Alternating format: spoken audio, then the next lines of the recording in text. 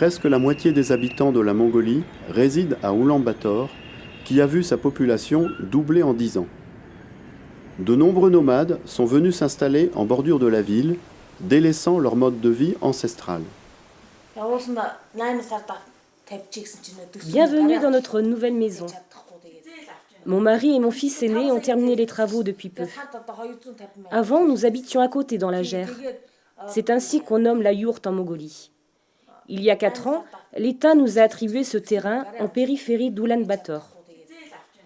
Nous nous trouvons à 30 km du centre et il y a toujours des embouteillages. Mais c'est bien pratique pour les enfants qui peuvent suivre leurs études et rentrer le soir à la maison.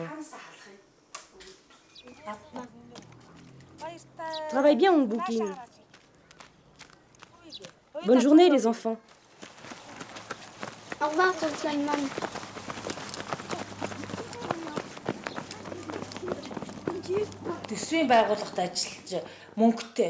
En ville, on doit tout acheter. La nourriture et surtout le charbon l'hiver. Mais il faut bien se chauffer quand il fait moins 40 dehors. Comme tous ceux qui habitent par ici, nous étions nomades avant. Notre famille est originaire de la région d'Argankay. Il y a 5 ans, notre troupeau a été anéanti par la neige et la famine. On appelle ça le Dzoud. Plus de bétail, plus d'argent. Alors nous avons dû partir. Je pense parfois à ma vie dans la steppe.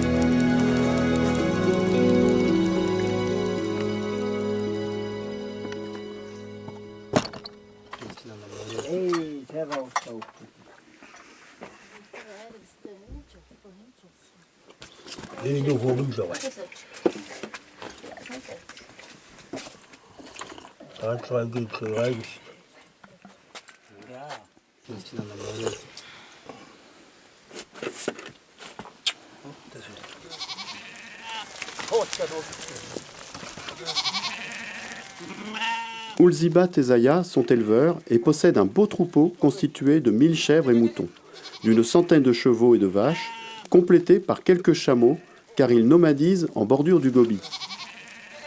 Le couple tire ses revenus de la vente des chevaux et surtout du cachemire fourni par les chèvres que les Chinois achètent à un bon prix. Oulzibat a reçu plusieurs fois le prix du meilleur éleveur de sa région et il en est très fier. En ce moment, c'est l'automne et la principale activité des pasteurs est la confection de l'érag, le lait de jument fermenté. C'est la boisson favorite des Mongols, offerte à chaque visiteur qui franchit le seuil de la yourte. Au cours de la journée, Zaya doit traire les juments toutes les 2 heures. Le lait va fermenter pendant la nuit et au matin, la boisson sera prête à être stockée jusqu'à l'été prochain.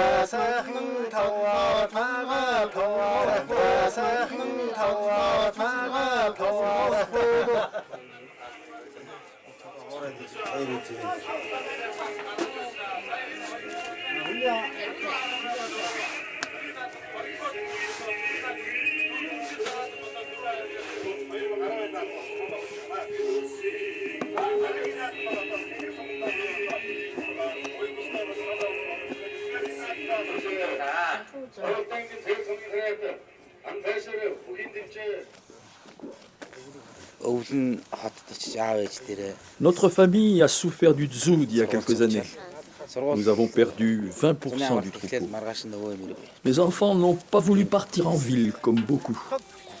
Et tous ensemble, nous avons réussi à nous en sortir.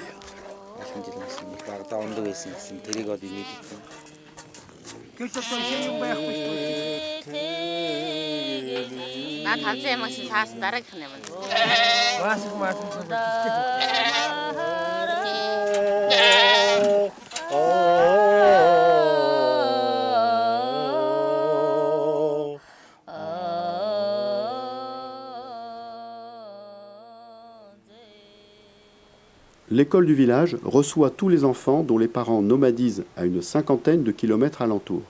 La scolarité est gratuite et obligatoire. La plupart des enfants ne voient leurs parents qu'un ou 2 week-ends par mois. Ils sont internes, mais souvent la place manque pour accueillir tout le monde. S'ils n'ont pas de famille au village, les parents leur installent une yourte. Ce sont alors les aînés qui s'occupent des plus petits après l'école.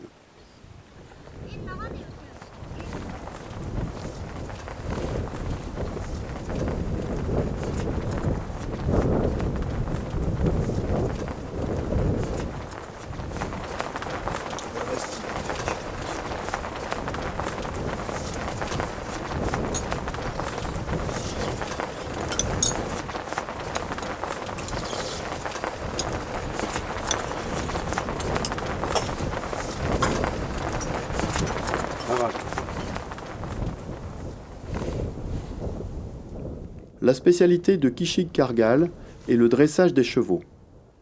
Il manie avec dextérité la hourga, longue perche munie d'un lasso pour capturer les chevaux semi-sauvages. Les meilleurs d'entre eux pourront être vendus pour participer aux courses d'un nadam. C'est son unique source de revenus.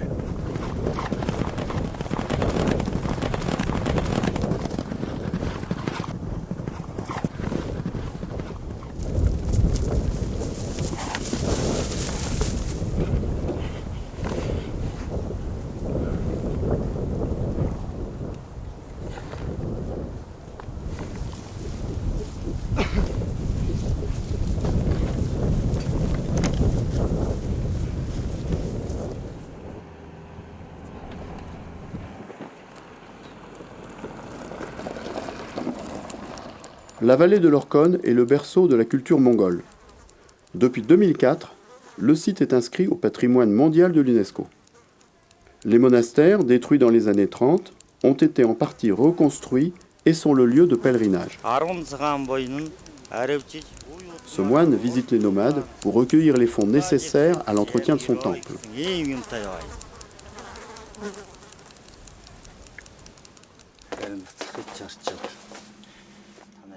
Après la chute du communisme, le bouddhisme est redevenu la religion dominante.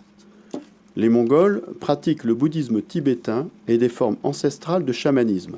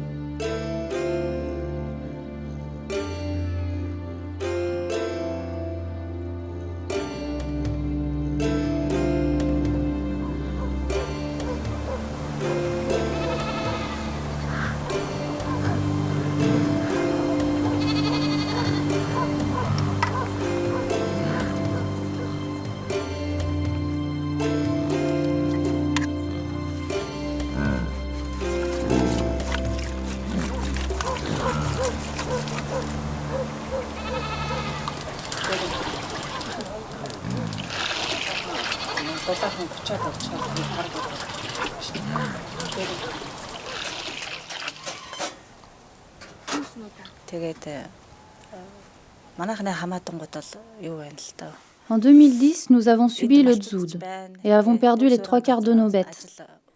Cet hiver-là, il y a eu une couche de neige d'1 mètre. Nos yaks ne pouvaient pas chercher leur nourriture à cette profondeur. On appelle ça le Dzoud blanc. Par malchance, nous n'avions plus assez de fourrage en réserve, car l'été et l'automne avaient été très secs. D'ailleurs, entre 2000 et 2010, l'herbe manquait en permanence. Même si l'État nous a apporté du fourrage et a donné un peu d'argent à ceux qui avaient tout perdu, beaucoup sont partis tenter leur chance à Oulan-Bator à cette époque. Depuis, le climat est plutôt meilleur et nous avons réussi à reconstituer notre cheptel.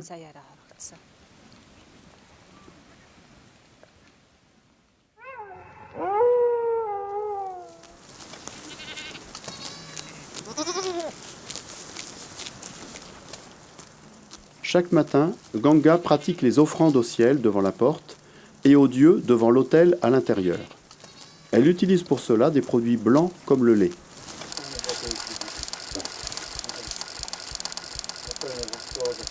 Cette nuit, Batsuk a entendu des cris de loup. Il cherche des traces au lointain. Ce soir, il faudra redoubler de prudence et bien attacher le troupeau près du campement.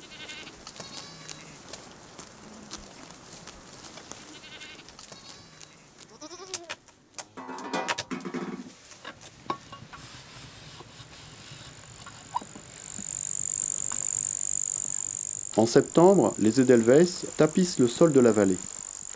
Batsuk en ramasse pour garnir des coussins. Dans la médecine traditionnelle, cette plante soulage les maux de tête.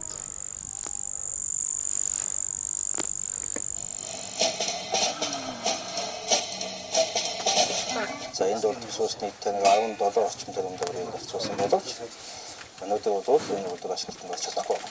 энэ бол суусны таныг 17 орчим төгрөгөөр барьсан боловч элчин сайд хатагта Piper and Wind Campbell-ыг хүлээн авч уулзсан. Элчин сайдад шинээр томилогдсонд нь баяр хүргэж ажлын амжилт хүсээд манай хоёр орны хоорондын найрсаг харилцаа иж бүрийн түншлэлийн зарчмуудад тулгуурлан өргөжин хөгжиж байгааг тэмдэглэв. Тэрээр Campbell-ыг хүлээн авч уулзсан. Бас ашиглагын чихэлдэг ам жижиг ам. Тэргүүлэн жижигхэн буугаар бод. Ce fusil, c'est mon père qui me l'a donné quand j'ai eu 10 ans. Lui aussi était un bon chasseur. Il m'a tout appris. En début d'automne, nous chassons le petit gibier, comme les marmottes et les renards. Sur cette photo, je suis avec mes frères. Ce jour-là, nous avons abattu 4 loups. C'était une belle prise. Je vends les peaux et souvent j'en tire un bon prix.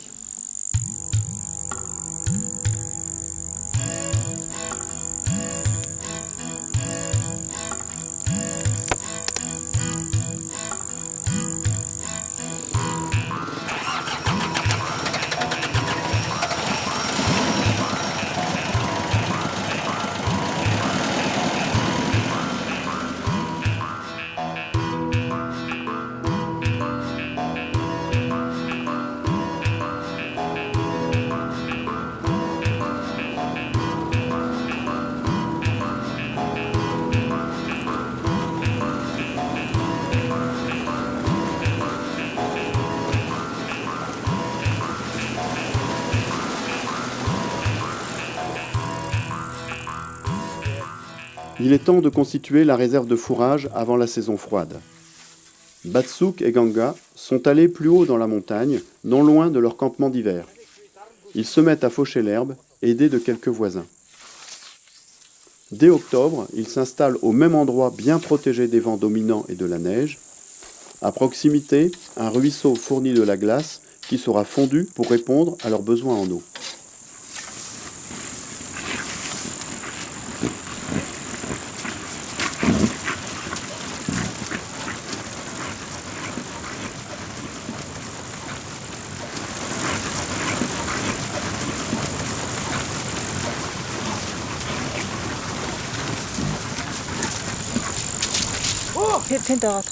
C'est ici que nous passons nos hivers. Nous avons construit des cabanes et des enclos pour protéger les animaux. Et là-haut, la peau de loup veille sur le troupeau, comme le veut la tradition.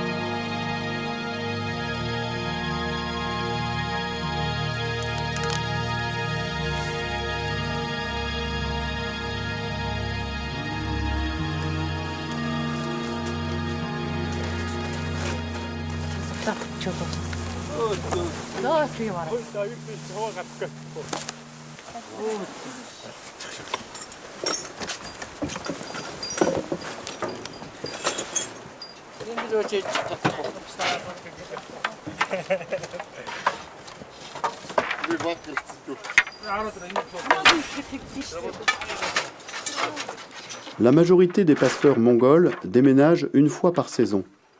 La yourte se compose d'une structure en bois et de perches de toit qui s'emboîtent dans l'anneau de compression supérieur. La porte est presque toujours orientée au sud pour un maximum d'ensoleillement. Il faut environ 1 heure pour le démontage, qui s'effectue toujours de façon collective.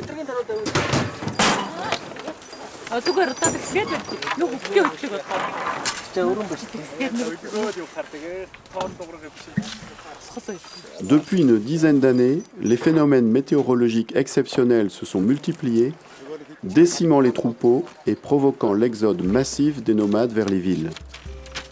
Si rien n'est fait pour y remédier, le dérèglement climatique risque de compromettre le fragile équilibre écologique des steppes mongoles.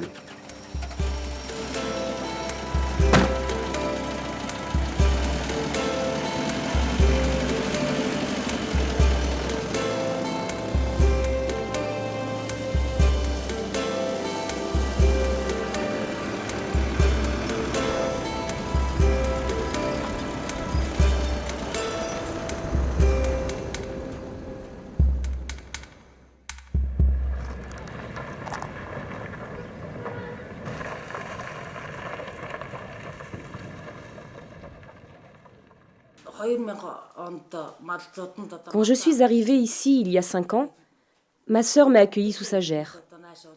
C'était dur au début. Je ne connaissais rien à la ville, mais ma famille m'a aidée dans les démarches. Mon mari et nos 4 enfants ont pu me rejoindre un peu plus tard. 1 an après mon arrivée, j'ai trouvé un travail au lycée d'à côté. J'apprends la couture aux filles et surtout la confection de chaussons traditionnels en feutre. Maintenant, j'ai un salaire fixe et je suis bien intégrée ici.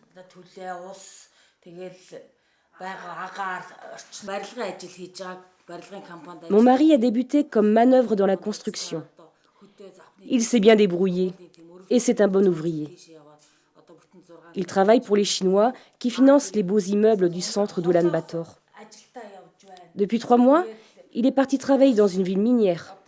Ça rapporte plus, car il manque de bons maçons là-bas.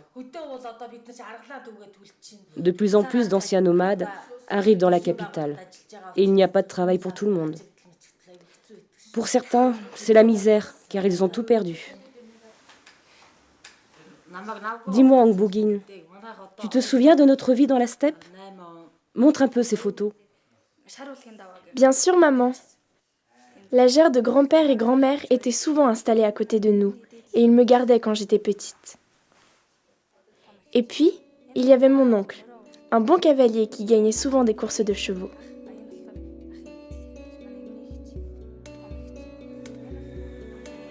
Voici ma photo préférée. C'était le cheval de mon papa.